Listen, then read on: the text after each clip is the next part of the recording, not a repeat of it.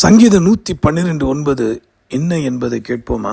வாரி இறைத்தான், ஏழைகளுக்கு கொடுத்தான், அவனுடைய நீதி என்றென்றைக்கும் நிற்கும், அவன் கொம்பு மகிமையாய் உயர்த்தப்படும்.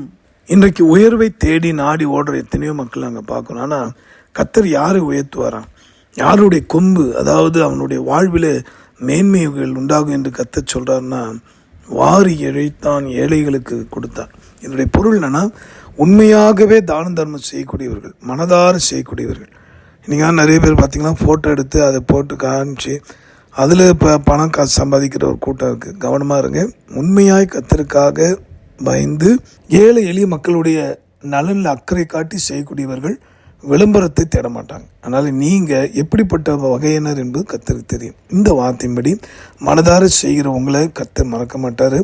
ஜாதி மதம் என்னன்னு பாராமல் ஏழைகளுக்கு இறங்குகிறவர்களே அவர்களுடைய கொம்பாகிய சமுதாயத்தில் காணப்பட வேண்டிய அந்த ஸ்டேட்டஸ் எல்லாத்தையும் கர்த்தர் உயர்த்துவார். அதனால் தான் உயர்த்தப்படும், மகிமைப்படுத்தப்படுவான்ற. அதனால் அன்பானவர்களே, நீங்கள் செய்யக்கூடிய சேரிட்டி ஒர்க்கை நிறுத்தாதீங்க. முடிந்த அளவுக்கு உண்மையாக இருக்கக்கூடியவர்களுக்கு, ஏழை எளிய மக்களுக்கு தாராளமாக செய்யுங்க. இன்னும் கர்த்தர் உங்களையும் உங்கள் குடும்பத்தையும் உங்கள் சந்ததியும் ஆசீர்வதிப்பார். ஜெபிக்கலாமா?